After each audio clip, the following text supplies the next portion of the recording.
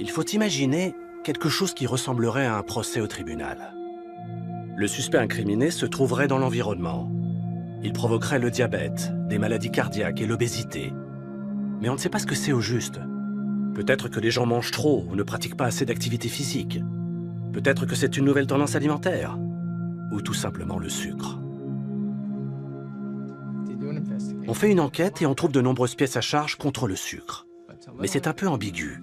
On n'a pas de flagrant délit. Il y a quelques témoins qui sont toujours sur le lieu du crime et qui ne possèdent pas d'alibi. Mais les preuves ne sont pas concluantes. Alors qu'est-ce qu'on fait? Le message clé des industriels est qu'il n'y a pas de preuve irréfutable sur les effets mortels du sucre. Tant qu'ils pourront invoquer cet argument et entretenir l'ambiguïté, ils resteront en vie.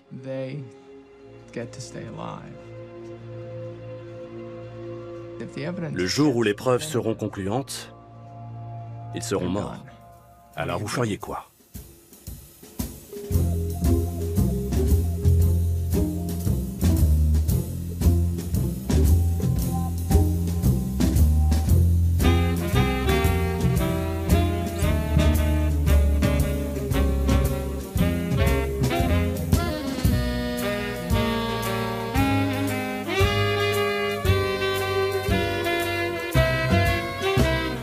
Est-il exact que le sucre est toxique?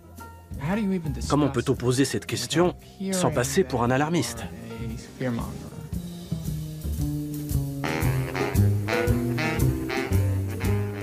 Il s'agit d'un produit qui rend les gens très heureux et leur permet d'exprimer leur amour, leur joie et leur bonheur partout dans le monde. Et voilà qu'on remet en cause cette denrée que les parents donnent à leurs enfants à leur premier anniversaire. Faire le bon choix s'avère difficile.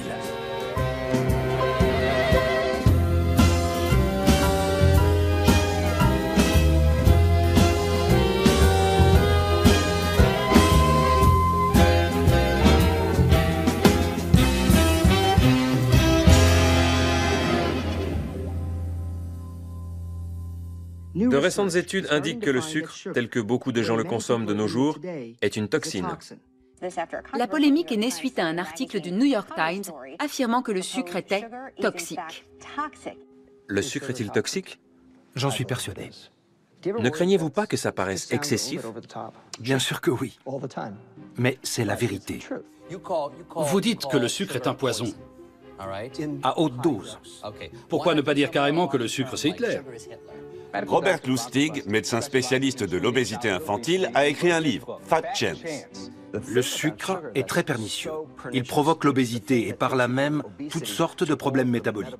L'hypertension, le diabète, les maladies cardiaques et sans doute aussi le cancer et la démence.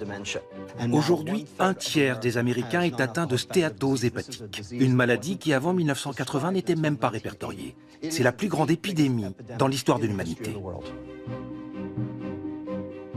Tout d'abord, je ne suis pas contre le sucre. Je suis contre les plats cuisinés industriels. J'aimerais mieux ne pas être connu du tout et que le problème n'existe pas. D'ailleurs, quand j'ai commencé ma carrière médicale, il n'existait pas. Sinon, je ne me serais peut-être pas embarqué là-dedans. Qui aurait envie de se coltiner ça? Enfin, maintenant, c'est fait. Vous remettez en question tout ce qu'on a appris sur le manger sain ces 30 dernières années. Oui, parce que ça ne marche pas. Vous dites qu'on doit être désintoxiqué. C'est une plaisanterie? Non, pas du tout. Il ne faut plus vendre de coca aux mineurs. Si les parents veulent que leurs enfants boivent du coca, qu'ils l'achètent eux-mêmes. Ce qui me désole, c'est de ne pas être critiqué sur un plan purement scientifique.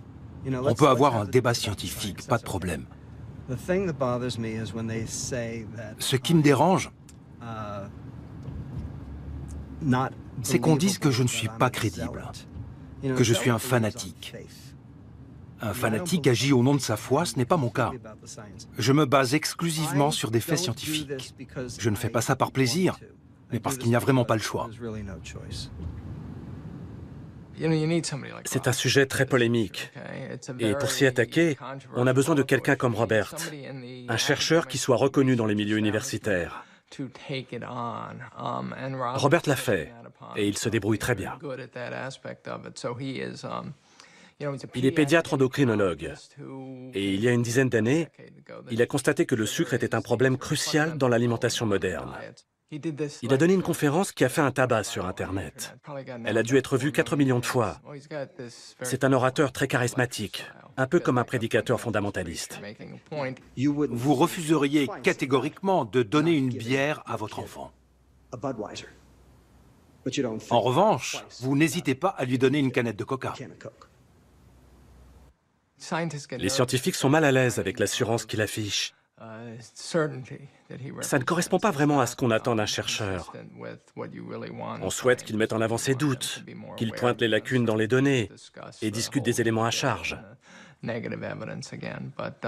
Pourtant, on a besoin de quelqu'un qui parle et fait avancer le débat, comme Robert.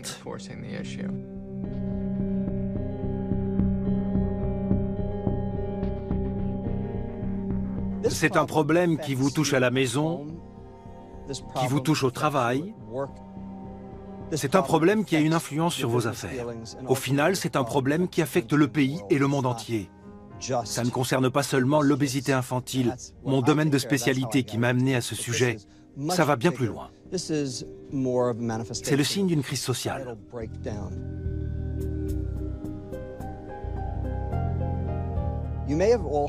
Vous savez peut-être qu'en 2011, l'Assemblée générale des Nations unies a déclaré que désormais, les affections non contagieuses telles que les maladies cardiaques, le diabète, le cancer ou la démence touchaient non seulement les pays développés, mais aussi ceux en voie de développement. Tout le monde était conscient du problème chez nous.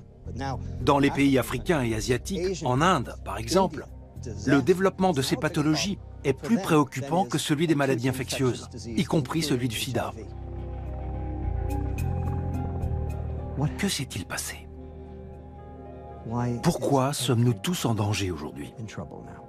Comme ça, d'un coup, dans le monde entier.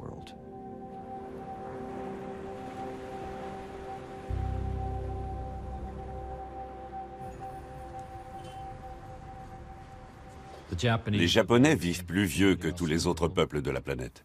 Et c'est encore plus vrai pour les habitants d'Okinawa. Ils sont moins touchés par la plupart des maladies liées à l'âge. Le taux de personnes atteintes par les troubles cardiaques et certains cancers, comme les cancers hormonodépendants, celui du sein ou de la prostate, y est très faible. C'est en partie lié à l'alimentation et en partie au mode de vie. Il s'agit d'un régime très sain qui réduit les risques de maladies liées à l'âge. Il fait la part belle aux légumes et apporte un bon équilibre en protéines. Poisson, viande maigre. On peut dire que c'est le régime idéal contre le vieillissement. C'est sans doute pour ça que les habitants d'Okinawa vivent si longtemps. Ou du moins vivaient si longtemps.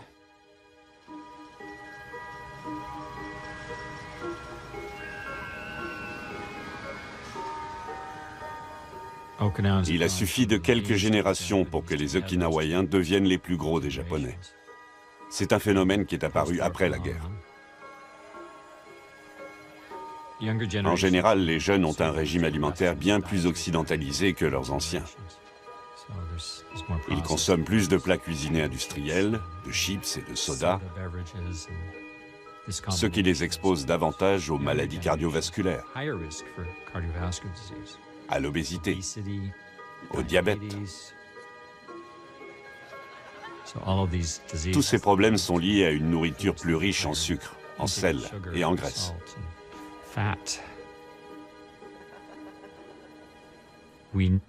Dans l'histoire de l'humanité, la consommation de sucre n'avait jamais atteint un niveau aussi élevé qu'aujourd'hui, ce qui a forcément des répercussions sur le métabolisme.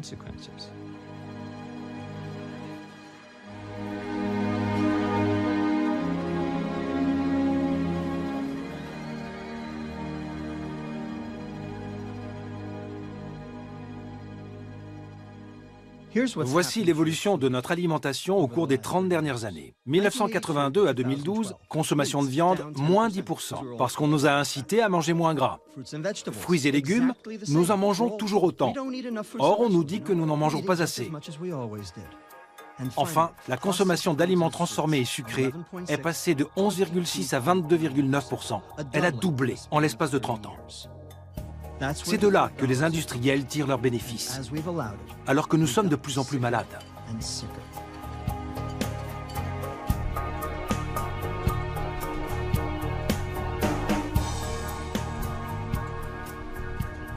74% des plats cuisinés vendus en supermarché contiennent des sucres ajoutés. Les assaisonnements pour salade, les sauces barbecue, les sauces tomates, le pain et la viande pour hamburgers, toutes sortes de produits. Et il existe 56 appellations pour le sucre. Sucrose, saccharose, sucre de canne, sucre de betterave, sirop de maïs, agave, sirop d'érable, miel, etc. L'industrie agroalimentaire peut cacher les sucres qu'elle ajoute dans n'importe quel produit, car personne ne sait les reconnaître. En fait, ils se valent tous. En termes de calories et de poids, ils sont tout à fait comparables. Et ils ont le même effet. Ils surchargent notre foie en le saturant de lipides quand ils sont consommés à l'excès. Il ne faut pas oublier que c'est une question d'excès et pas de modération. Encore faut-il définir la notion de modération. Une consommation modérée, c'est 6 à 9 cuillères à café de sucre ajouté par jour. C'est ce que préconise l'American Heart Association. L'Organisation mondiale de la santé, elle, autorise jusqu'à 12 cuillères à café de sucre ajouté par jour. Or, les Européens consomment 17 cuillères à café de sucre ajouté par jour. Et les Américains, 19,5. Bref, on en consomme trop, ce qui cause des maladies métaboliques chroniques.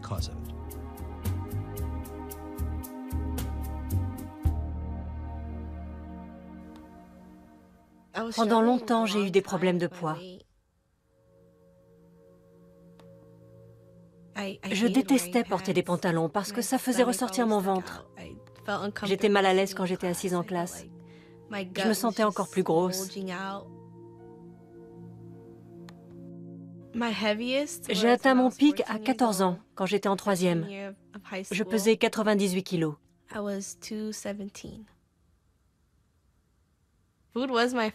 J'adorais manger et regarder la télé. C'était mes amis. Je regardais beaucoup la télé. J'étais renfermée parce que je pensais que tout le monde se moquait de moi ou me critiquait.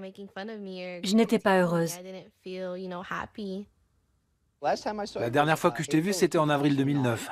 Au fait, bon anniversaire. Merci. C'était il y a peu de temps. Oui, j'ai 20 ans. Comment ça va? Bien, ma vie a énormément changé. Je me sens beaucoup mieux, plus vivante. J'ai plus confiance en moi. Quand j'ai commencé à voir le docteur Lustig, j'étais mal en point. J'avais un foie très gros.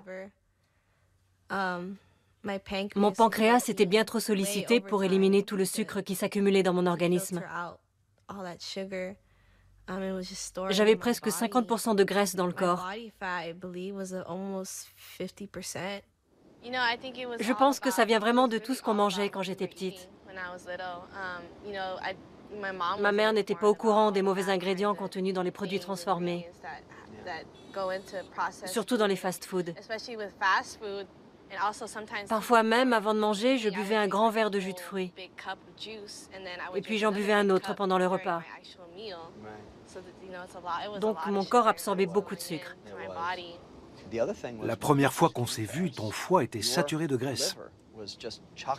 Tu te souviens de l'échographie que tu as faite à 10 ans? Oui. C'était pas brillant.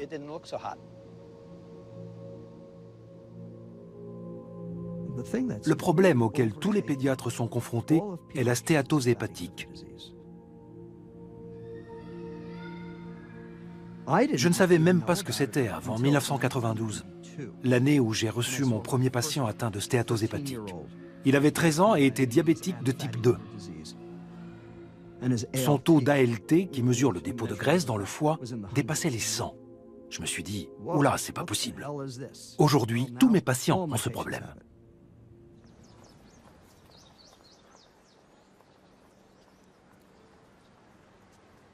La première fois que je suis allée au centre médical de Denver, ça m'a ouvert les yeux. Alors qu'en cabinet, je faisais surtout des obturations et des couronnes, là, mes patients avaient une carie à chaque dent. Ou alors, ils avaient une perte osseuse massive. Il m'est arrivé de devoir annoncer à une personne de 45 ans que je devais lui arracher toutes ses dents. C'était mon quotidien, une succession de cas graves. La consommation de sucre était bien souvent la cause principale des maladies que je traitais. Je me suis dit qu'il fallait agir à plus grande échelle. Donc je suis allée à une conférence sur la gingivite et le diabète dans l'Oregon. Il y avait notamment un intervenant qui présentait son livre sur la restauration rapide, et dans les pages consacrées aux boissons, j'ai vu que le thé glacé était surligné en vert, ce qui indiquait que c'était une boisson saine. Là, je me suis énervée. Je suis allée le voir et je lui ai demandé comment il pouvait écrire que le thé glacé sucré était une boisson saine. Il s'est retourné et a dit sur un ton très sévère: « Il n'y a aucune preuve attestant le lien entre le sucre et les maladies chroniques. » J'étais tellement choquée par ce qu'il venait de dire que je ne pouvais même pas lui répondre. Pour moi, il était devenu évident que les lobbyistes exerçaient leur influence sur les conseils qui nous étaient prodigués à cette conférence.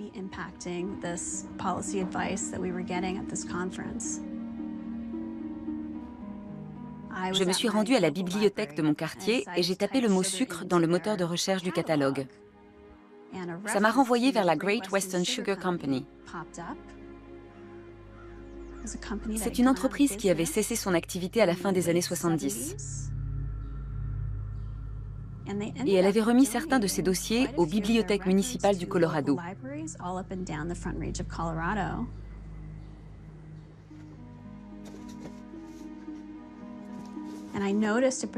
J'ai remarqué une référence aux archives de l'Université de l'État du Colorado avec un chapitre intitulé « Nutrition et relations publiques », je crois. J'ai décidé d'y aller pour voir ça de plus près.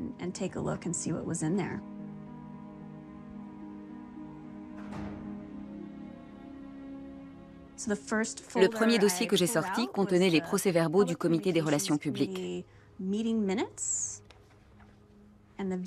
Et les premiers documents que j'ai ouverts comportaient l'entête bleue de la Sugar Association en haut et la mention confidentielle juste en dessous. Je me suis dit, mon Dieu, qu'est-ce que je viens de trouver là? Je n'arrivais pas à croire que c'était un document secret de l'Association des industriels du secteur sucrier. Page après page, il détaillait la stratégie de communication de l'Association des industriels du secteur sucrier dans les années 70. C'était une période cruciale où la FDA, l'agence américaine chargée de la sécurité des aliments et des médicaments, examinait les données scientifiques concernant les effets du sucre sur la santé. Et donc tout ce que la Sugar Association faisait à l'époque de ces documents avait pour finalité d'obtenir l'autorisation de la FDA. Il y avait une photo où l'on voyait les dirigeants de l'association recevoir le Silver Anvil Award, l'équivalent de l'Oscar pour les professionnels de la communication. Le but était de manipuler l'opinion publique sur l'impact sanitaire de la consommation de sucre. Bref, tout ce que je cherchais se trouvait précisément dans ces dossiers. Je donnais une conférence à Denver. Mon livre Why We Get Fat venait de sortir. Et après la conférence, Christine est venue m'expliquer ce qu'elle faisait et pourquoi elle le faisait. Et là, mes yeux se sont illuminés. Voilà comment nous avons commencé à travailler ensemble. Moi à Oakland et Christine dans le Colorado.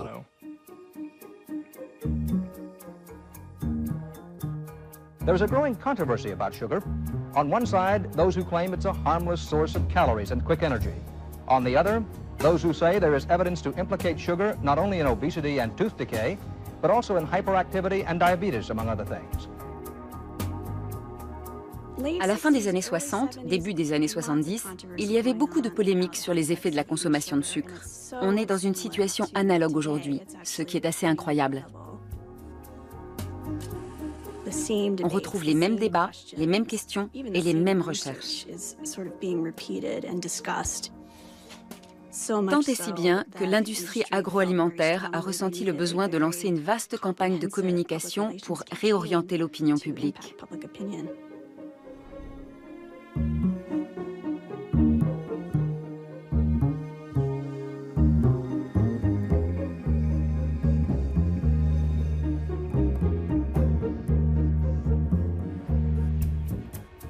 Mettez-vous à la place des industriels. Vous êtes à la tête de la Sugar Association. Vous devez évaluer la situation et décider ce qu'il faut faire. Les producteurs de sucre et des entreprises agroalimentaires vous paient pour prendre un certain type de décision. Et ils ont recours à une agence de communication pour élaborer une stratégie commerciale. Le but est de s'assurer qu'il n'y ait jamais de conclusion irréfutable.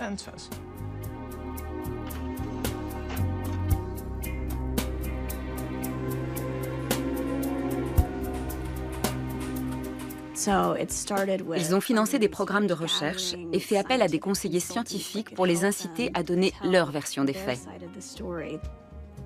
Dès le début, c'était vraiment une démarche internationale. Au départ, il y avait les États-Unis, le Canada, Cuba, Haïti. À la fin des années 60, la Sugar Research Foundation s'est rebaptisée International Sugar Research Foundation. Preuve que l'industrie sucrière était menacée à l'échelle mondiale. Maintenant, il y a la Grande-Bretagne, l'Australie, l'Afrique du Sud, la France, la Belgique. Tous ces pays se rassemblent dans un seul et même objectif, ne pas dire que le sucre provoque des maladies. Ils doivent garder le flou pour que les responsables politiques ne puissent pas affirmer de manière catégorique que le sucre est néfaste pour la santé. Il faut brouiller le message.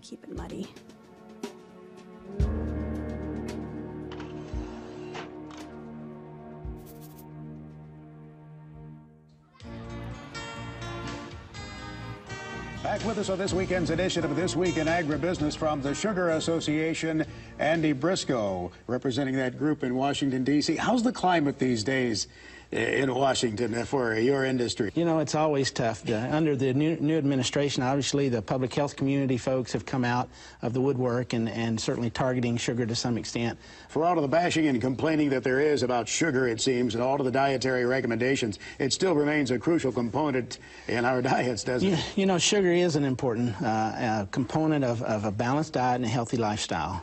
Everything in moderation, as we say. It's all natural, only 15 calories. Une calorie, c'est une calorie. Si vous en absorbez plus que vous n'en brûlez, vous grossissez. Si vous en absorbez moins, vous maigrissez. Donc, si vous êtes gros, c'est votre faute. C'est le message qu'on nous répète tout le temps. Eh bien, vous savez quoi? Je ne crois pas au lieu commun. Je crois aux faits. Et les faits disent bien autre chose. Il faut savoir que certaines calories causent plus de maladies que d'autres, parce qu'elles sont métabolisées différemment. Le sucre provoque-t-il le diabète? Tout le monde dit « Oui, mais c'est à cause de l'excès de calories. Le sucre en soi est inoffensif. » Voilà l'idée généralement admise. Eh bien, ce n'est absolument pas vrai. Le sucre, ce sont des calories toxiques.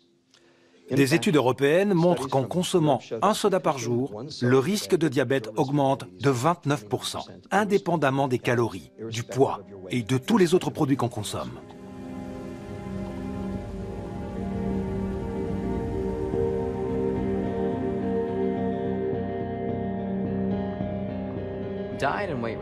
Les maladies liées au surpoids et à l'alimentation pèsent lourd sur les services médicaux, et je suis sûr que ce système va s'effondrer. En aucun cas, nous ne pourrons maintenir la qualité de nos soins médicaux avec la charge croissante des pathologies liées au poids et à l'alimentation. Je pense notamment au diabète de type 2, dont le coût est d'ores et déjà ahurissant, et ce n'est que la partie visible de l'iceberg. Je ne crois pas que l'humanité soit victime d'une épidémie de perte de volonté. Nous sommes des êtres normalement constitués, mais nous vivons dans un environnement qui nous pousse à consommer des calories et du sucre.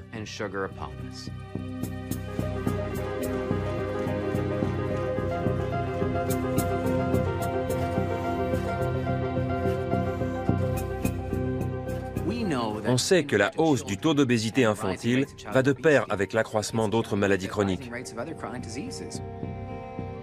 On commence à voir des enfants de moins de 10 ans atteints de diabète de type 2 ou des adolescents souffrant de maladies cardiaques et une explosion des cas de stéatose hépatique.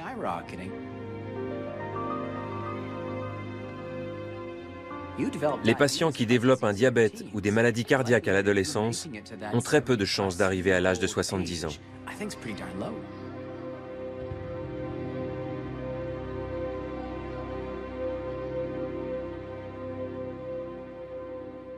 So I'm a scientist, and we do a lot of research with adults and kids also. And we do a lot of research with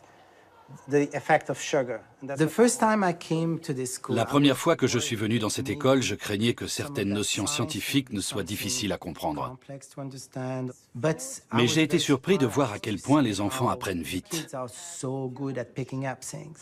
I've heard the liver being described as like a vacuum cleaner that takes all the bad things out of your system, and then it has to find a way to process all of that stuff. And so I think that when you have a lot of sugar or a lot of fat or a lot of alcohol or whatever, then it will, it'll eventually overload your little system that's inside your body. That's exactly right. When you start to have some overflow in the liver, that you start to make fat.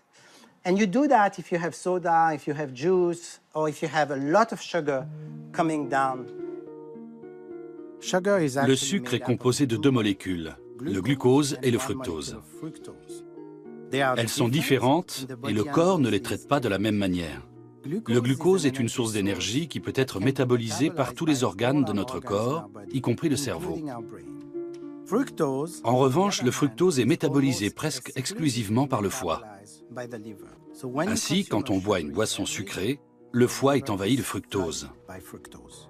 J'appelle ça l'effet tsunami. Le foie est donc submergé et se met à transformer le sucre en graisse.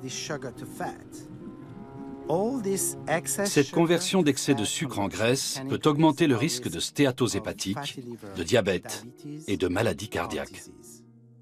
If you made a smoothie with just fruits, would that be worse than just eating a fruit? So if you eat an orange, how many oranges do you eat? One? If you do an orange juice, how many oranges do you need to make an orange juice? A lot.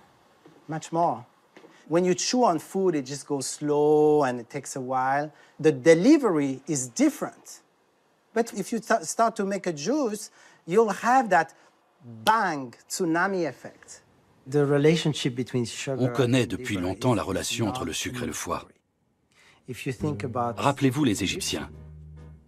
Ce sont eux qui ont commencé à gaver les oies.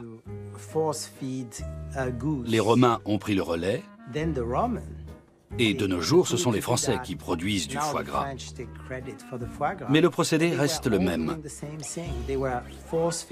On gave des volailles avec du sucre ou des glucides pour obtenir du foie gras.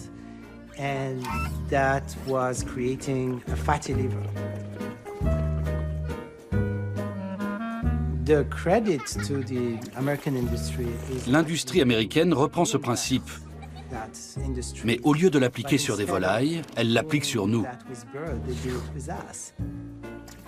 Toutes ces boissons, ces sodas, constituent un gavage agréable dont on n'a même pas conscience, mais qui n'en produit pas moins les mêmes effets que la fabrication du foie gras. Ces produits sont de formidables instruments parce qu'ils nous procurent du plaisir. On n'a pas l'impression d'être gavé.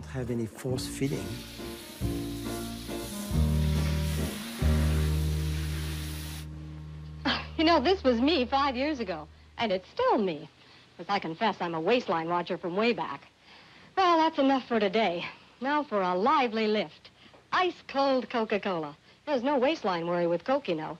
Actually, this individual-sized bottle has no more calories than half a grapefruit.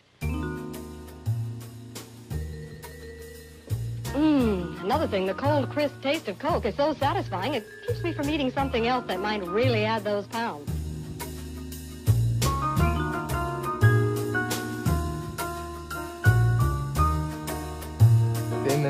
Dans les années 60, les Américaines deviennent très attentives à leurs lignes.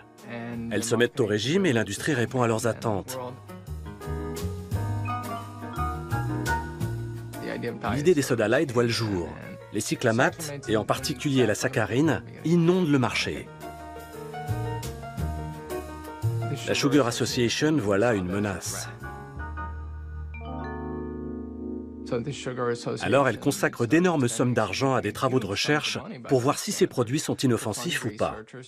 Bien sûr, elle veut démontrer qu'ils sont néfastes, et elle y parvient.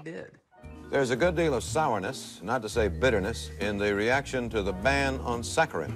There were complaints the Food and Drug Administration banned a useful product on the basis of skimpy evidence.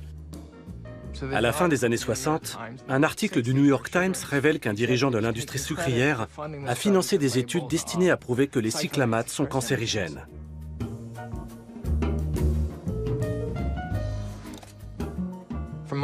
Il devait avoir une bonne raison pour financer ces recherches, non? En fait, ils ont manipulé l'opinion pendant 40 ans, des années 70 jusqu'à nos jours. Or, à présent, ils sont de nouveau menacés. Mais aujourd'hui, nous avons nettement plus de données. Donc, ils auront bien plus de mal à étouffer les critiques. Je tiens un blog depuis 2005 et j'ai beaucoup d'abonnés sur Twitter. Je suis souvent étonné de la portée et du pouvoir des réseaux sociaux. Avant, on avait besoin d'une vraie plateforme, alors que maintenant, on peut la créer soi-même. Il y a quelques années, j'ai reçu un appel de l'Ordre des médecins de l'Ontario. À ma grande surprise, ils m'ont proposé de faire un discours à un petit déjeuner organisé par l'industrie agroalimentaire. Moi qui critiquais ouvertement la publicité mensongère de ce secteur. Donc j'ai préparé un discours, réservé un billet d'avion, annulé un tas de rendez-vous à mon cabinet, trouvé un hôtel, bref, j'étais prêt. 2 jours avant le départ, l'Ordre des médecins m'a appelé pour me dire que l'industrie agroalimentaire ne voulait plus de moi. Mon associé m'a dit « Puisque c'est annulé, pourquoi ne mets-tu pas ton discours en ligne ?» C'est ce que j'ai fait.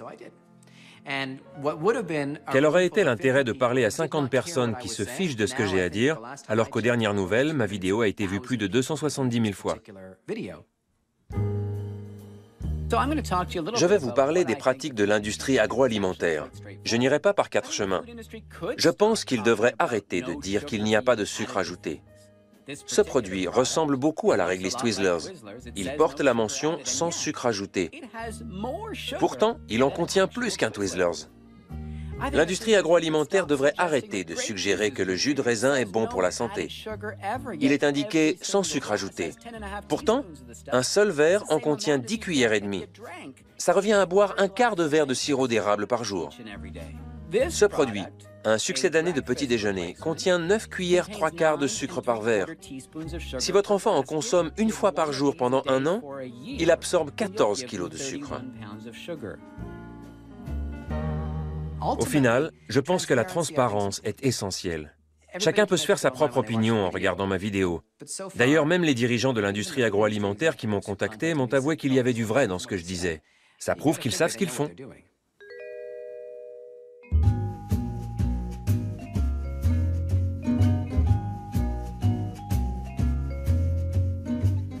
Ce n'est qu'à partir des années 60 qu'on a commencé à rassembler des données sur la nocivité du sucre. You see, up till a little while ago, up to say 200 or 300 years ago, the average consumption of sugar in this country was about 4 pounds a year. And that's splendid. I'd be very happy if everybody had 4 pounds of sugar a year.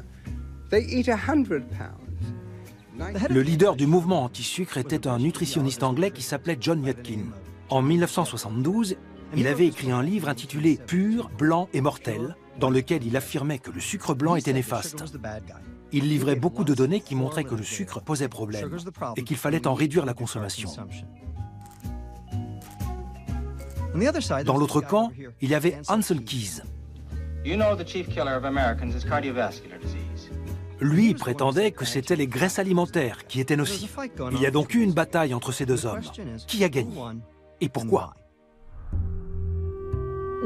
L'un des scientifiques qui inquiétait le plus l'industrie sucrière était John Yudkin.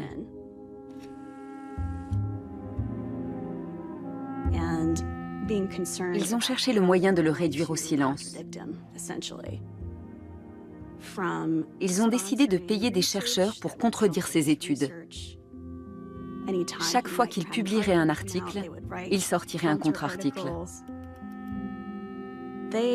Ils ont donné une importante somme d'argent à Ancel Keys, qui apparaît régulièrement dans mes documents au fil des décennies. Il était le premier opposant de John Yudkin. Quand celui-ci publiait un article pour montrer le lien entre le sucre et les maladies cardiaques, Ancel Keys en publiait un autre pour prouver le contraire.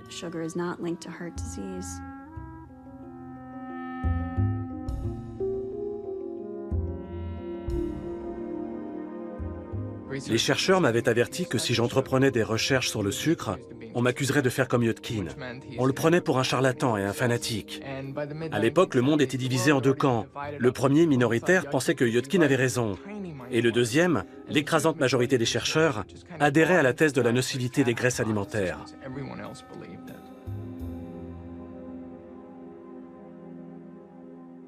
En l'espace de 10 ans, j'ai dû préparer 10 000 œufs pour le petit déjeuner. Et je jetais à chaque fois le jaune. C'était comme ça. On ne mangeait pas d'avocat ni de beurre de cacahuète. Encore moins de bacon et de viande rouge. On y croyait en grande partie. Oh, I don't want it, you can have it, it's too fat for me. It's too fat for me. It's too fat for me. It's not too fat for me. No food is too fat all by itself, but if you'd rather get your fat and calories another way, guess what? Now there's new Better Than. It tastes better than regular ice cream, and it's 96% fat-free. La mode des régimes pauvres en matière grasse a déferlé sur l'Amérique et sur le monde. Or, les aliments transformés sans matière grasse sont insipides. Les industriels le savaient. Ils devaient les rendre agréables au goût. Alors qu'ont-ils fait? Comment donner de la saveur à un produit qui ne contient pas de graisse? En ajoutant du sucre. Vous vous souvenez de Stackwells? 2 grammes de graisse, 13 grammes de glucides, dont 4 de sucre, et c'est agréable au goût. C'est ce qu'ils ont fait. Et c'est ce qu'ils continuent de faire aujourd'hui.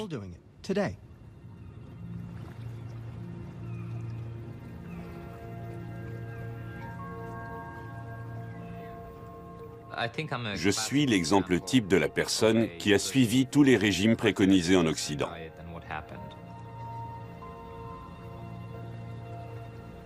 On nous dit que tout est dans l'équilibre entre l'absorption et l'élimination des calories. Et si c'est bien de consommer peu de graisse, ce doit être encore mieux de ne pas en consommer du tout. Donc, pendant 15 ou 20 ans, j'ai mangé des produits light, qui sont remplis de glucides, de sucre transformé, ou les deux. Durant toute cette période, je m'entraînais en moyenne 10 heures par semaine pour améliorer mon endurance. Le matin, à jeun, je mesurais mon taux de sucre dans le sang, juste par curiosité. Et j'ai découvert récemment que mon taux de sucre indiquait un prédiabète.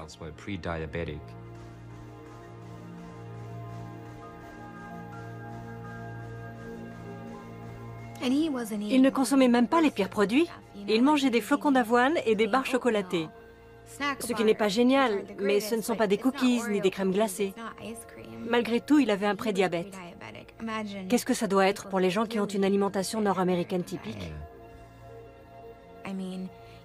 Il est la preuve vivante que l'activité physique ne change pas vraiment la donne. Tout est dans l'alimentation. Si vous êtes une personne normale et que vous ne faites pas 10 heures de sport par semaine, quel est l'impact sur votre corps, sur votre santé? Sachant que moi, déjà, j'ai failli devenir diabétique.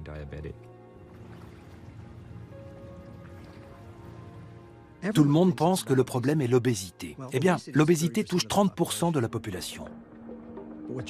Mais on ne sait pas que 40% des personnes qui ont un poids normal présentent les mêmes maladies et les mêmes dysfonctionnements métaboliques que les obèses. Ils développent des maladies cardiaques, des cancers, le diabète de type 2, etc. La liste est longue. Or, leur poids est normal. Qu'est-ce que ça signifie? Que ça ne dépend pas du comportement. On pointe du doigt la gourmandise et la paresse, mais ces gens ne sont ni gourmands ni paresseux, et leur poids est normal. Si ça ne dépend pas du comportement, il doit y avoir un autre facteur. Et tout le monde y est exposé. Tout le monde est en danger. Voilà un argument totalement différent.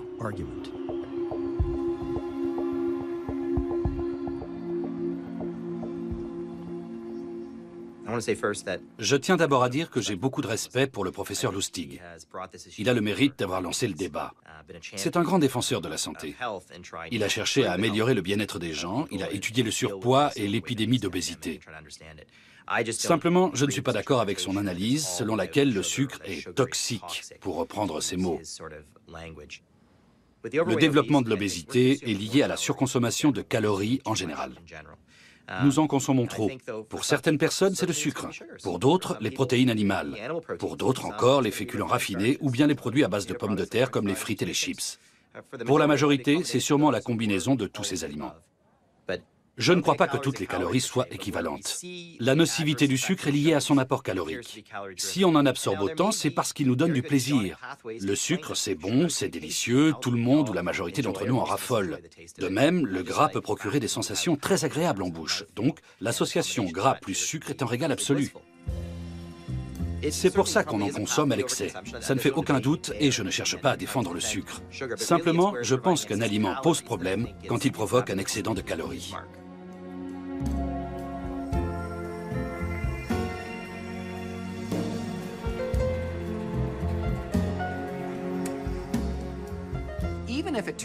Même si toutes les données suggérant que seul le sucre est toxique se révèlent fausses, nous en consommons trop, c'est évident. Beaucoup d'industriels utilisent le sucre parce que c'est un ingrédient bon marché qui donne du goût aux aliments. Mais aussi et surtout parce qu'il nous amène à en consommer plus. Nous savons tous qu'un palais habitué à de fortes doses de sucre en réclame toujours plus. L'impact est alors d'autant plus important sur la santé.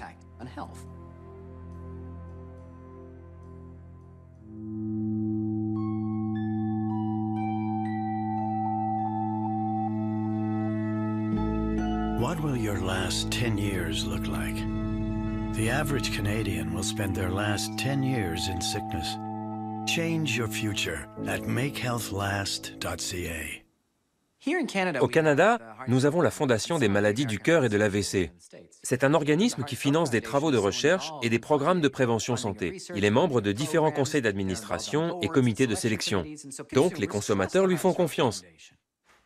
Il est notamment à l'initiative d'un programme qui s'appelle Visée Santé. Il s'agit de mettre un logo avec une petite coche sur les emballages de certains produits pour indiquer aux gens que ce sont des aliments sains et bons pour eux et qu'ils sont certifiés par les diététiciens de la Fondation. Parmi les produits qui portent le logo, il y a les gommes aux fruits et les rouleaux de fruits qui contiennent plus de sucre que les bonbons. Pourtant, l'organisation fait la promotion de ces friandises en les présentant comme des fruits approuvés par ses diététiciens.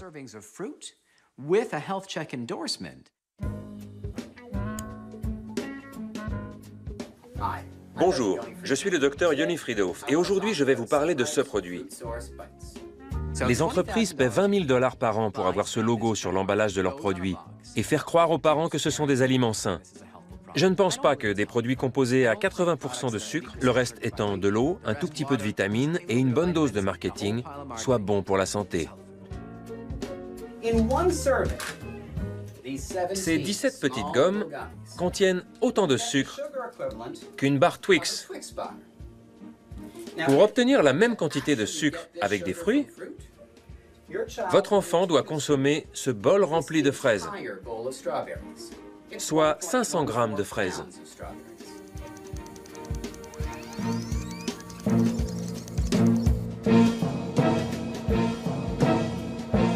Il ne faut pas intoxiquer les enfants en faisant passer du sucre pour des fruits. Avec ce type de produit certifié par le programme Visée Santé, nous offrons des alternatives aux parents qui cherchent à intégrer des fruits et légumes dans l'alimentation de leurs enfants. Si vous lyophilisez du jus de fruits, vous obtenez du sucre et rien d'autre. Oui, sur le papier, en théorie, c'est fait à partir de fruits. Le sucre contenu dans le jus provient de fruits, mais c'est juste du sucre. Que l'industrie trompe les gens est une chose, mais que la Fondation des maladies du cœur en fasse autant, c'est de l'abus de confiance.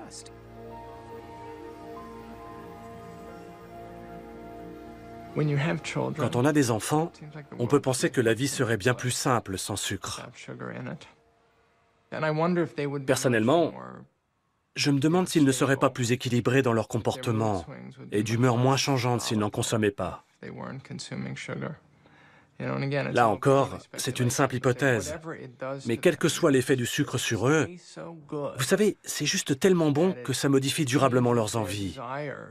Et c'est contre ça qu'il faut lutter en permanence.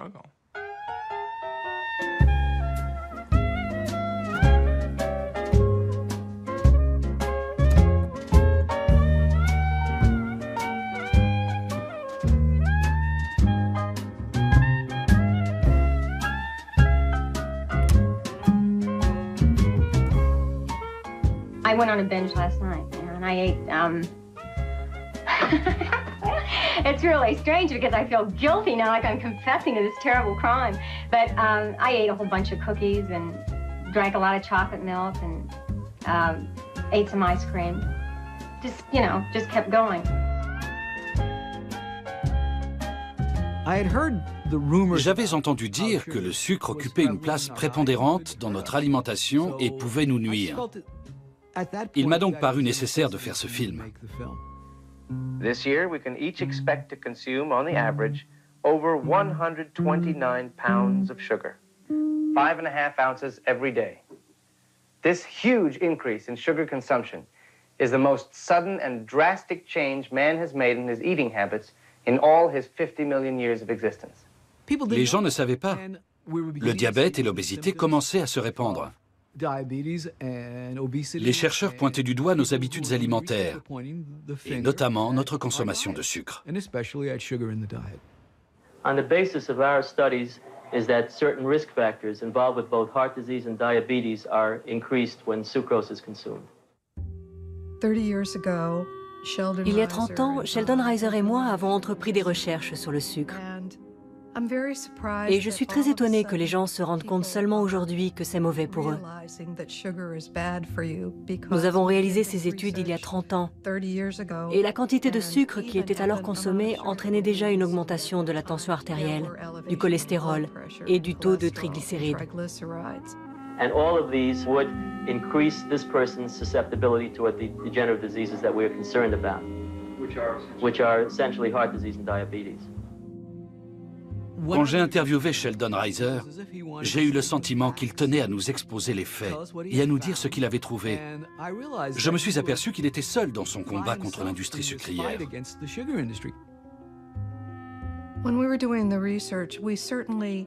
Quand nous avons démarré nos recherches, nous nous sommes aperçus que les industriels avaient le pouvoir et les moyens financiers de promouvoir leurs idées, bien plus que nous. Il était donc très difficile de contre-attaquer.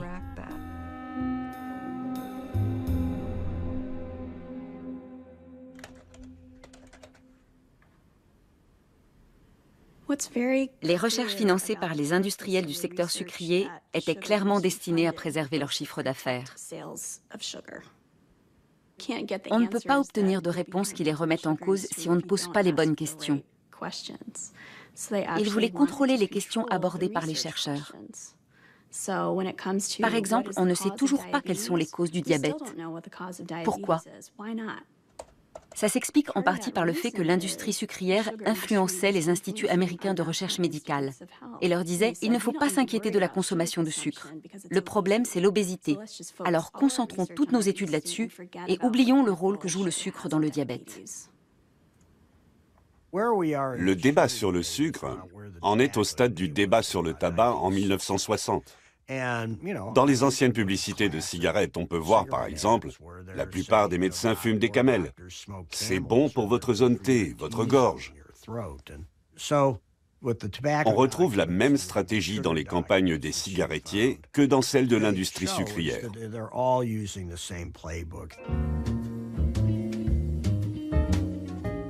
En 1994, quand j'ai eu accès aux archives de l'industrie du tabac, j'ai senti que ce serait très important. En plus de nous révéler leurs tactiques, ces documents nous montrent à quel point ils sont cyniques.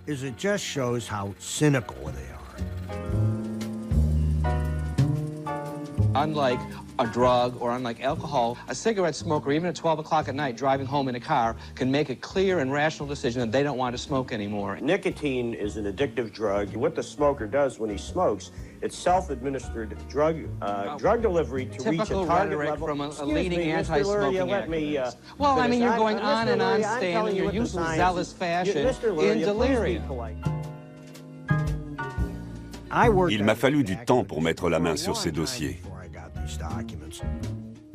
Je me souviens avoir dit « Ces types sont vraiment horribles, ce qu'ils font est affreux ». En réaction, on m'a tapoté sur la tête et on m'a dit « Stan, c'est bien gentil de penser ça, mais tu es un peu parano ». On ne me prenait pas au sérieux. Mais quand l'information a été divulguée, pour reprendre leurs propres mots, les gens étaient choqués et ne pouvaient plus nier.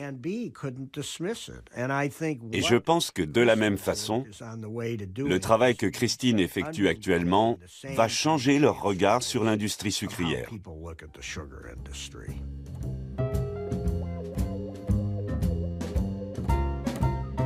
2 weeks ago, a nutrition expert told Congress the breakfast cereals widely advertised on television and elsewhere were often full of calories and not much else. Can't get enough of that Sugar Crisp, Sugar Crisp.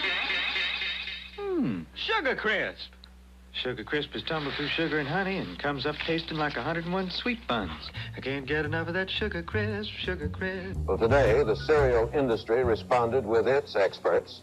One was Dr. Frederick Stair, chairman of Harvard University's nutrition department. He said that on the contrary, a breakfast including dry cereal was as good as bacon and eggs, or better. Popeye's spinach does not begin to compare with the overall worth of breakfast cereal with milk, any cereal. Entre Fred Stair et l'industrie sucrière, c'est une longue histoire. Ils ont commencé à travailler ensemble dès 1952.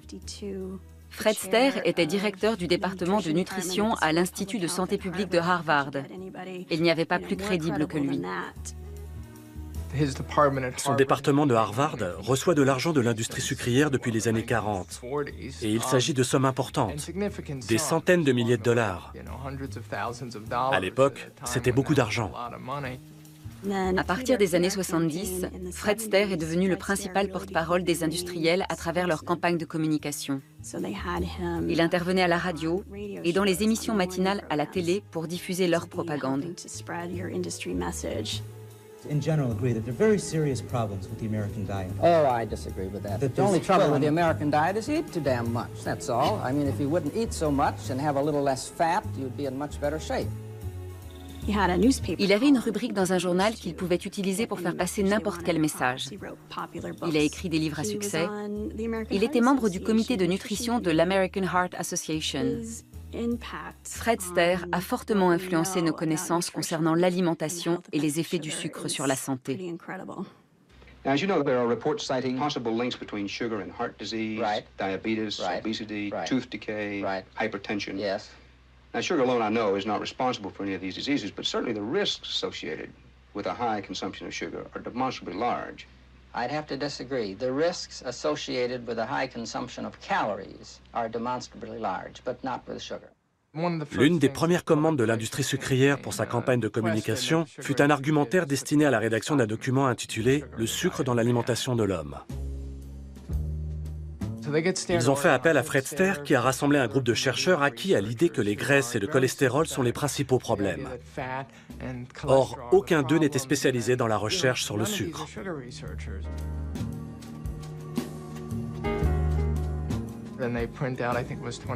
Ils en ont fait imprimer 25 000 exemplaires, qu'ils ont distribués un peu partout.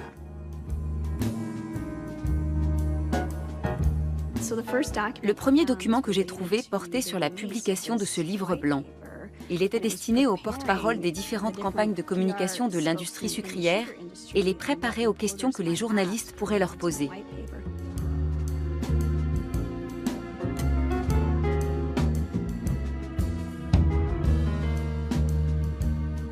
Ce livre avait été financé par une subvention sans restriction.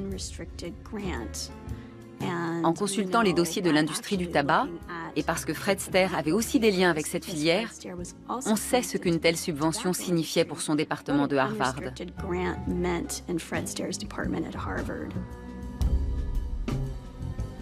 C'est censé être un don d'argent non affecté à un projet spécifique. Mais Fred Stair a dit à l'industrie du tabac, « Nous dirons que c'est une subvention sans restriction. Vous nous donnez les fonds et nous vous fournissons les études que vous souhaitez. » Let me play devil's advocate. Sure, and play anything you want. You've been accused any number of times of being an apologist for the sugar industry. Right, I know. One of the things that those who are opposed to your viewpoints point to, they say, well, you wanted money for the school, and therefore you became a spokesman for the sugar industry. No, I became a spokesman for what I consider to be the motto of Harvard University, which is Veritas, which for those of The camera crew who may not have had Latin means truth.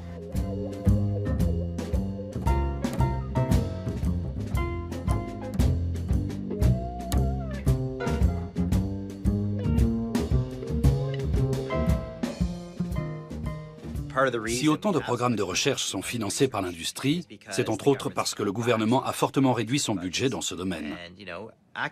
Les gens ont tendance à croire que les scientifiques ne sont pas impartiaux, mais ils veulent avant tout faire de la recherche. Et s'ils n'obtiennent pas de l'État l'argent dont ils ont besoin pour mener à bien leurs travaux en laboratoire ou à l'hôpital, ils vont le chercher ailleurs.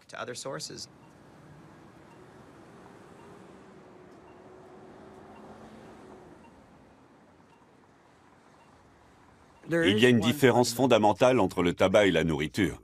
C'est qu'on n'a pas besoin de tabac. Mon but est de détruire l'industrie du tabac. Par contre, on a besoin de manger. Je ne cherche donc pas à détruire l'industrie agroalimentaire.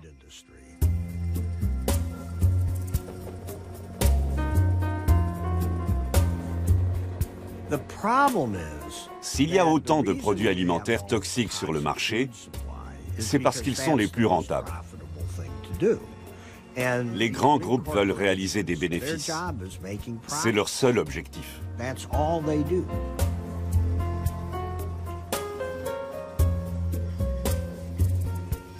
C'est vrai que les acteurs de la filière agroalimentaire doivent participer à la résolution du problème, parce que nous voulons qu'ils continuent à produire de la nourriture. Mais dire que nous pourrons négocier avec eux et trouver une solution ensemble revient à penser qu'ils accepteront de gagner moins d'argent. Et ça, c'est hors de question pour eux. C'est un peu comme avec les industriels du tabac dans les années 70. À l'époque, l'Institut américain du cancer avait tenté de collaborer avec eux pour créer des cigarettes moins nocives. Les bonnes âmes pensaient coopérer avec l'industrie du tabac. Mais quand on consulte les archives des entreprises, on peut lire « Regardez la poudre qu'on leur jette aux yeux, nous collectons des informations sur ce qu'ils font. » Bref, ça a été un désastre. Pourtant, aujourd'hui, certains grands chercheurs et directeurs de fondations pensent toujours qu'il est possible de travailler avec les industriels, de s'associer avec eux. Mais ça ne marchera jamais.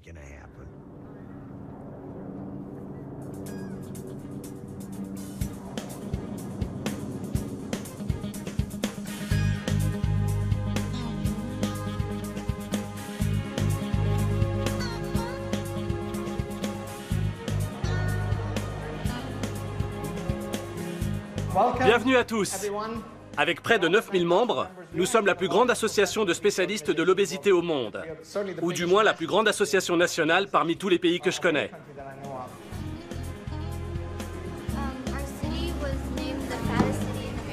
Okay. So what's the name of your city again? Corpus Christi, Texas, the fattest city in America. All right. Okay, then what happened? Les gens travaillent sur différents aspects de l'obésité. Je pense que ça rassemble toute la communauté et que tôt ou tard, ça portera ses fruits. Personne ne va lever le doigt et clamer « j'ai la réponse ». Comme je le dis souvent, ceux qui pensent détenir la réponse n'ont même pas compris la question.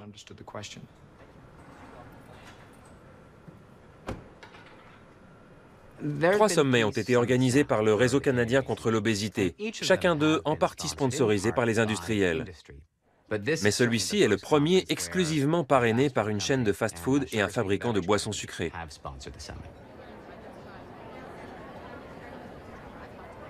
Le Réseau canadien contre l'obésité a été créé par le ministère de l'Industrie et sa mission est d'impliquer les industriels dans ses projets.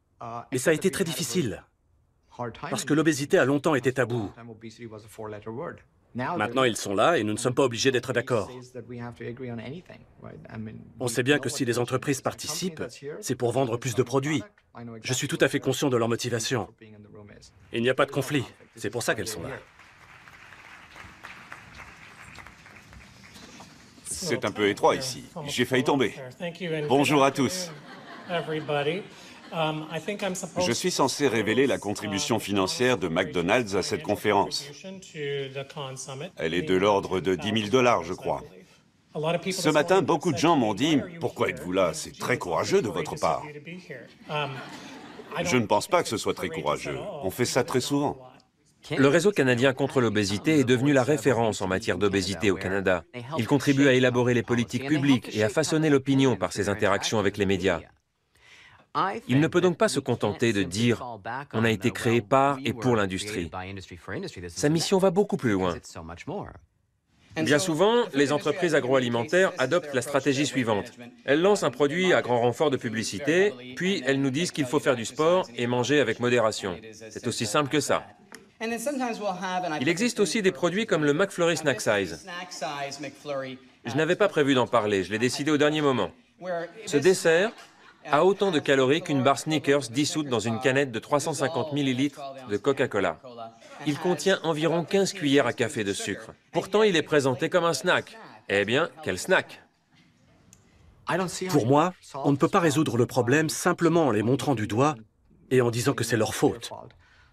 Si on laisse Yoni parler pendant une demi-heure pour expliquer aux gens sa vision des choses et les solutions qu'il envisage, sans donner la parole au camp adverse, c'est une pure perte de temps. Nous n'avons pas toutes les réponses. Nous vendons des hamburgers, des frites, des salades et des glaces allégées. Mais nous avons beaucoup à apprendre. Et nous sommes heureux de pouvoir le faire dans ce genre d'occasion.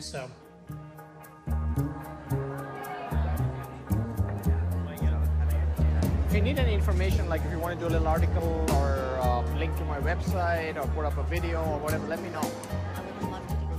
Si le réseau canadien contre l'obésité dépend de l'argent que lui verse l'industrie agroalimentaire, il sera bien moins enclin à divulguer des informations ou à élaborer des politiques allant à l'encontre des entreprises qui le financent. On en a un bel exemple avec l'Association canadienne des boissons et Coca-Cola. Voilà un secteur qui est mûr pour le changement. Les projets de taxation et de réglementation sont sur la table. Et je serais choqué qu'une quelconque initiative soit chaperonnée par le réseau canadien contre l'obésité, vu qu'il est de mèche avec l'Association canadienne des boissons et Coca-Cola.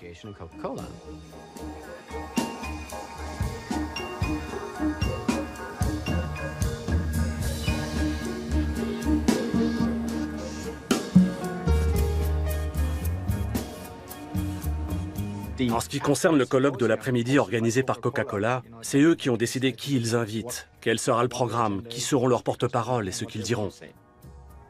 Le réseau canadien contre l'obésité ne s'en mêle pas et n'apporte pas son soutien parce qu'il n'a pas à défendre telle ou telle position. Il est là pour fournir une plateforme. Mais au final, tout est entre les mains du sponsor.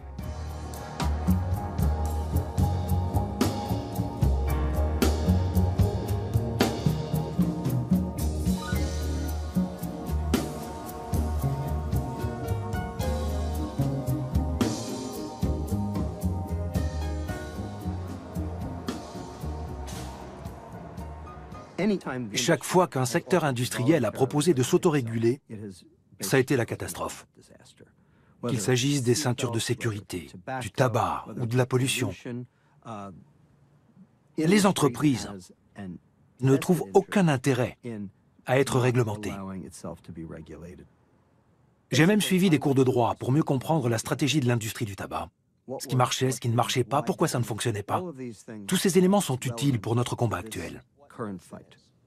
Aux États-Unis, 26% des diabètes sont dus au sucre, et au sucre seulement.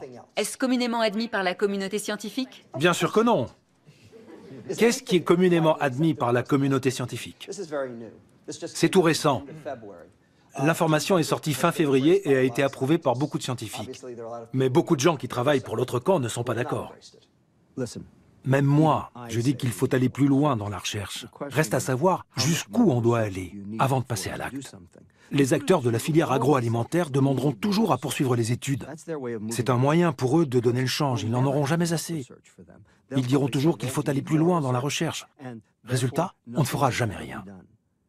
Mais alors, quand aura-t-on assez d'éléments pour agir? Quand la politique l'emportera-t-elle sur l'industrie? Il y a une question qu'on doit vraiment se poser. Pourquoi, en 2013, en est-on toujours à se demander s'il y a un lien entre la consommation de sucre et le diabète? Ça me rappelle beaucoup le débat sur le tabac. Au Congrès, les dirigeants de la filière répétaient les uns après les autres que le tabac ne crée pas d'accoutumance.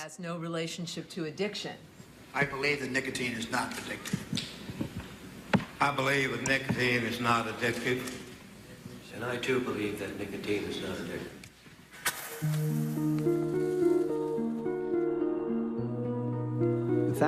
Le problème, c'est qu'aujourd'hui, nous n'avons toujours pas la preuve irréfutable que le tabac est responsable du cancer du poumon. Pour cela, il faudrait effectuer un test aléatoire. Mais ce serait contraire à l'éthique de demander à un groupe de personnes innocentes de fumer pendant 20 ans pour voir si elles attrapent le cancer du poumon ou pas. Dites-moi comment on peut mener une telle expérience.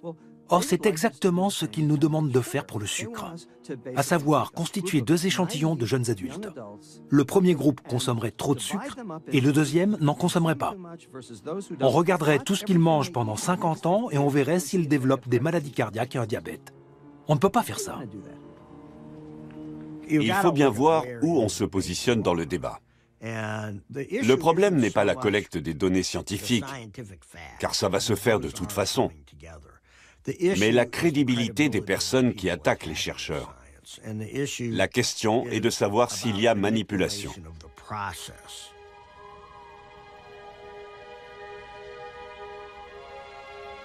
In Washington today, a coalition of health and consumer groups asked the Food and Drug Administration to put a limit on the amount of sugar allowed in breakfast cereals.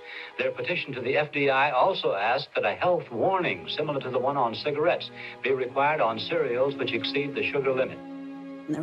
Au début des années 70, de nombreuses initiatives furent prises pour encadrer la consommation de sucre, ce qui a fait peur aux industriels. La FDA examinait l'impact du sucre sur la santé et la Sugar Association faisait pression sur cette agence pour qu'elle le déclare sans danger.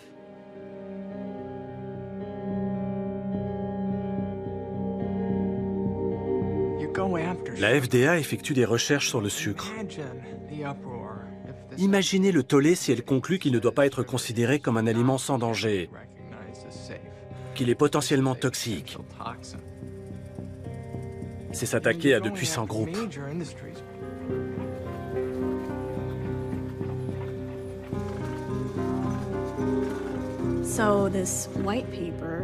Pour en revenir au livre blanc, l'industrie sucrière l'a présenté comme une preuve au comité de contrôle de la FDA.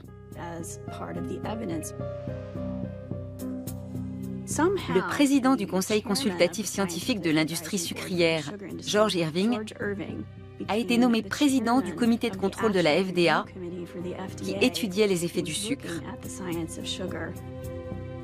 Quel conflit d'intérêts!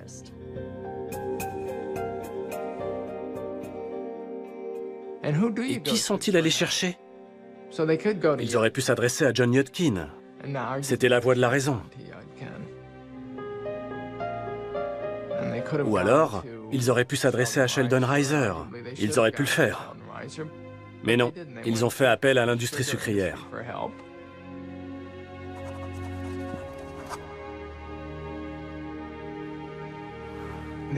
La FDA s'est rangée à l'avis des personnes qui n'étudiaient malheureusement pas les vraies questions.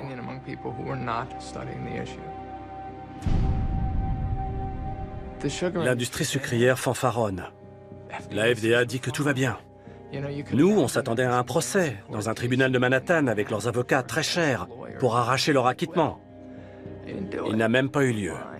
Malgré toutes les pièces à charge contre eux, ils ont été blanchis. Ils n'en demandaient pas tant.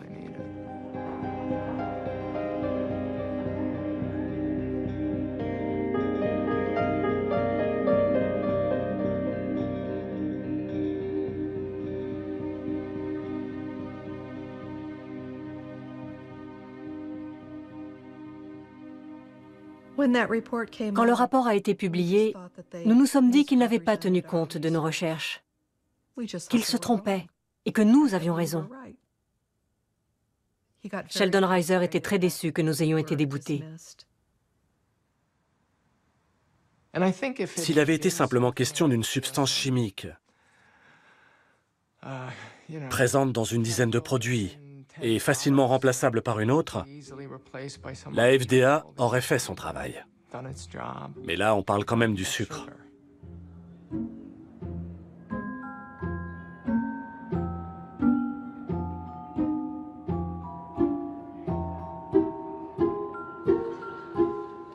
C'est notre façon d'exprimer notre amour.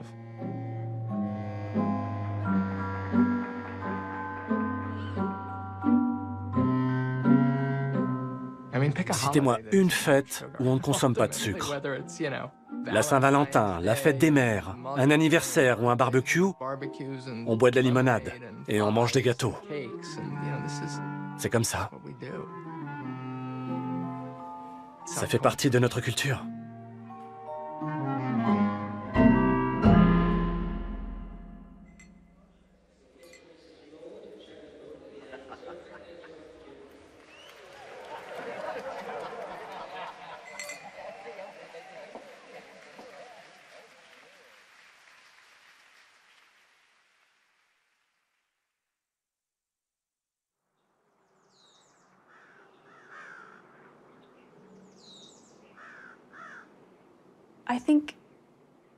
J'estime que c'est une injustice. Pendant 40 ans, voire plus, l'industrie du sucre nous a trompés.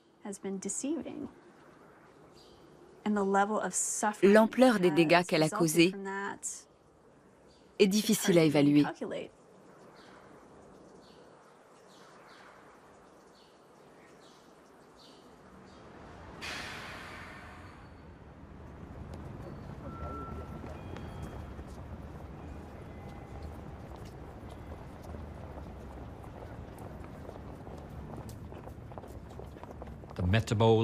La loi Metabo est en vigueur ici, au Japon. Les villes et villages proposent des bilans de santé. Les entreprises le font aussi, en envoyant des unités mobiles sur les lieux de travail.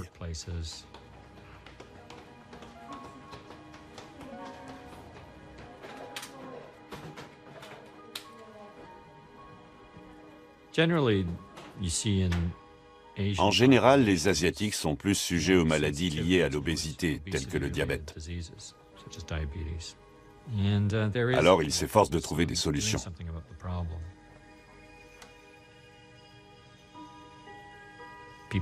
Les gens vont faire leur bilan de santé, on mesure leur tour de taille, on vérifie leur circulation sanguine, et on leur remet un dossier complet pour qu'ils sachent où ils en sont et ce qu'ils doivent faire.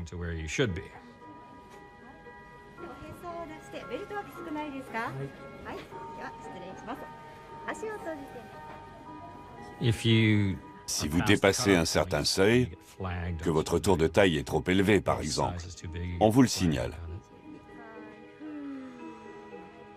Si vous avez trop de résultats dans le rouge, l'infirmière vous appelle pour vous inviter à consulter.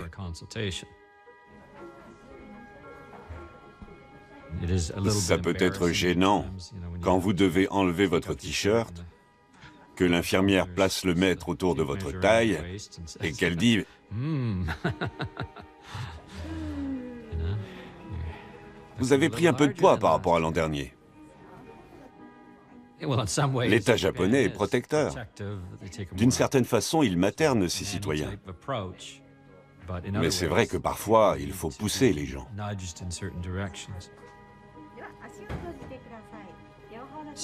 Ce genre de campagne a porté ses fruits au Japon. Par exemple, les accidents vasculaires cérébraux étaient très répandus dans les années 60. Le gouvernement a pris des mesures fortes, si bien que la consommation de sel a diminué et que la mortalité due aux AVC a chuté d'environ 80%. C'est énorme. Voilà des initiatives dont nous pourrions nous inspirer en Amérique du Nord.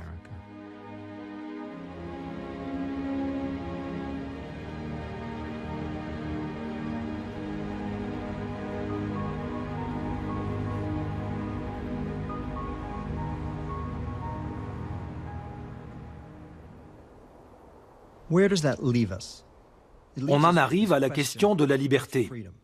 Les libertariens protestent. Attendez, ne me dites pas ce que je dois manger. Eh bien, vous savez, on vous dit déjà ce que vous devez manger. Où étiez-vous ces 40 dernières années quand on a changé votre nourriture sous votre nez? Vous êtes-vous rebellé?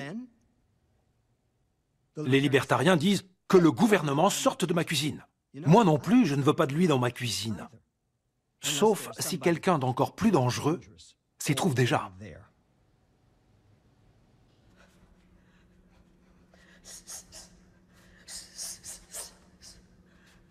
Je me nourrissais toujours mal quand j'ai commencé à faire du sport. Donc il n'y avait pas vraiment de résultats.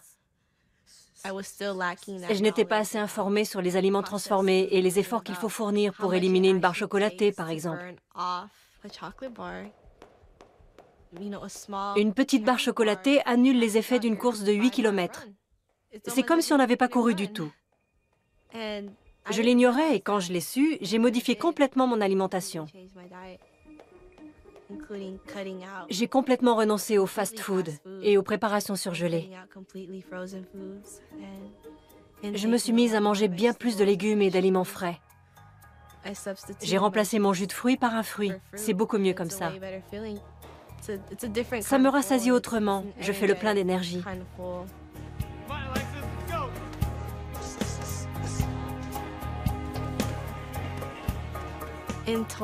Au total, j'ai perdu plus de 20 kilos. Mon bilan est excellent.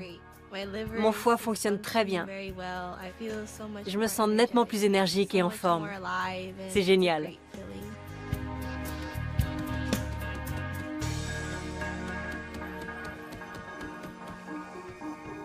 Quand les enfants arrêtent de manger des produits transformés, leur dysfonctionnement métabolique disparaît. Ils perdent du poids, ils se sentent mieux. Ils ont de meilleurs résultats à l'école. Leur vie change. Une certaine quantité de sucre est nécessaire. Mais il ne faut pas en consommer plus que nécessaire.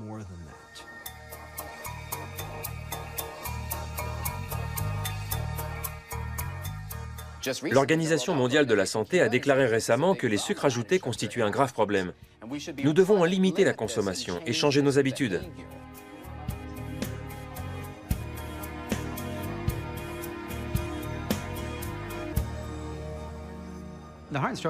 La Fondation des maladies du cœur et de l'AVC a été formidable. La veille du jour où ils devaient annoncer la nouvelle, ils sont venus à mon bureau pour m'en informer en personne.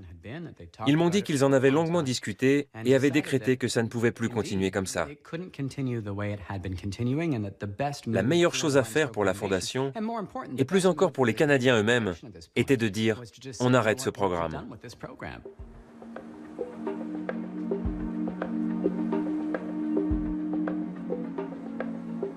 Les nouvelles directives de la Fondation en matière de consommation de sucre sont très strictes. Elles rejoignent celles de l'Organisation mondiale de la santé, de l'American Heart Association et de scientifiques.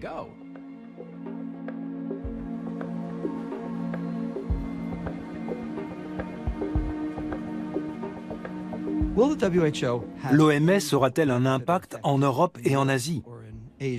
Possible. C'est difficile à dire pour le moment. En tout cas, c'est ce qu'il faut faire. Et ils l'ont compris. Le lobby du sucre est très puissant. Et pour autant que je sache, l'EFSA, l'Autorité européenne de sécurité des aliments, est directement impliquée dans la catastrophe qui frappe actuellement l'Europe. En 2013, ils ont eu l'audace, le culot, d'approuver le fructose comme édulcorant de table, parce qu'il a, je cite, un faible indice glycémique. Bien sûr que le fructose a un faible indice glycémique. C'est du fructose. Il augmente non pas le taux de glucose, mais le taux de fructose dans le sang, ce qui est 7 fois pire. Le problème du fructose n'a rien à voir avec l'indice glycémique. À mon avis, il faut réformer l'EFSA. Et rapidement. Voici un rapport d'une banque internationale d'investissement, le Crédit Suisse, sur le sucre. Je cite. Nous estimons qu'une taxation plus forte des aliments et des boissons sucrées serait la meilleure solution pour en réduire la consommation et financer les coûts liés au diabète et à l'obésité. Ils demandent d'augmenter les taxes. Ça montre l'ampleur et la gravité du problème.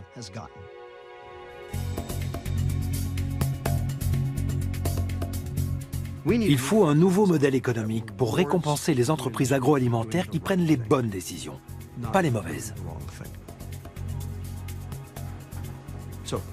Pourrait-elle gagner de l'argent en vendant des produits sains? Bien sûr. Pourrions-nous subventionner ces produits sains pour les rendre meilleurs marché et permettre aux gens de les acheter? Bien sûr que oui.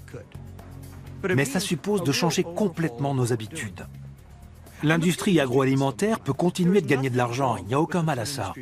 Je ne suis pas contre les gens qui gagnent de l'argent. Je suis contre ceux qui en gagnent en empoisonnant les autres. C'est ce que l'industrie du tabac a fait, et c'est ce que l'industrie agroalimentaire fait aujourd'hui.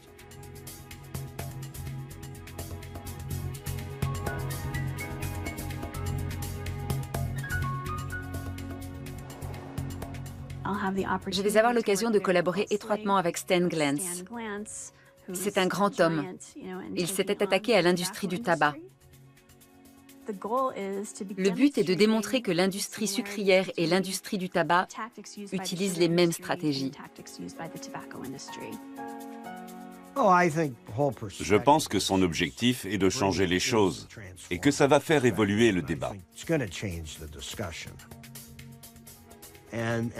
Simplement, il faut savoir que si nous sommes efficaces, ils vont contre-attaquer. Nous devons nous y préparer et ne pas paniquer. Le travail que je fais, je dois le faire. Nous devons vraiment comprendre les pratiques des industriels, sans quoi l'histoire se répétera et le débat se poursuivra indéfiniment. Nous devons réaliser une étude concluante et devons trouver ce qu'il faut faire pour régler le problème une bonne fois pour toutes.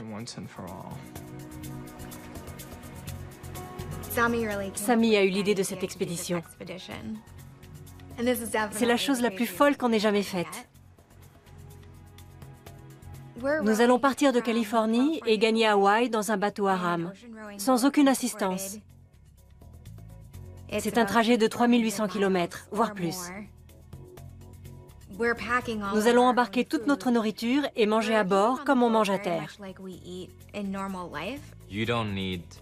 On n'a pas besoin de sucre, ni de glucides transformés, ni de produits d'endurance comme ils en font la pub, pour pouvoir faire beaucoup de sport. Nous voulons très clairement sensibiliser les gens au danger du sucre et les aider à adopter un régime alimentaire sain. Good luck, full chance, buena suerte, don't break a leg. Get us some tailwind.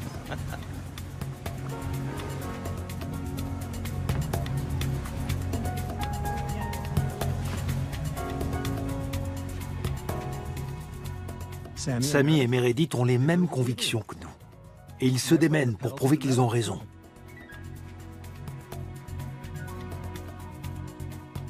L'ennemi vous ignore, puis se moque de vous, puis vous combat. Et à la fin, vous gagnez. Actuellement, on est en plein dans la bataille. Si je ne vois plus jamais d'enfants obèses, ça en aura valu la peine.